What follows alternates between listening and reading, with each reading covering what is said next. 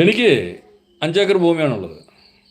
ഈ 5 ഏക്കർ ഭൂമിയിൽ ഞാൻ റബ്ബർ ചെയ്യുന്നുണ്ട്, എണ്ണിക്കോ, കാപ്പി ചെയ്യുന്നുണ്ട്, കുരുമുളക് ചെയ്യുന്നുണ്ട്, ജാതി ചെയ്യുന്നുണ്ട്, കൊക്കോ ചെയ്യുന്നുണ്ട്, വാനില ചെയ്യുന്നുണ്ട്, കവുങ്ങ് ചെയ്യുന്നുണ്ട്,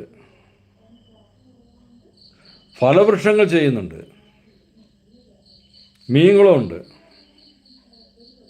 മുയൽ ഫാമുണ്ട്. കോഴി ഫാം ഉണ്ടായിരുന്നു, അത് നിർത്തി. മുയൽ ഫാമുണ്ട്. അപ്പോൾ 10 ഇനമായി. അപ്പോൾ ഇത്രയും കാര്യങ്ങൾ ഞാൻ ഇവിടെ ചെയ്യുന്നുണ്ട്.